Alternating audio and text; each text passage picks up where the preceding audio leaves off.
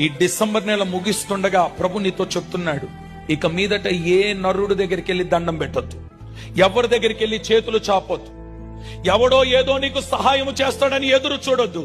ఒక్కటి గుర్తుపెట్టుకో, నీ మధ్యలోనే ఉన్నాడు ఆయన. నీ కన్నీరు తుడిచేవాడు ఎక్కడున్నాడు?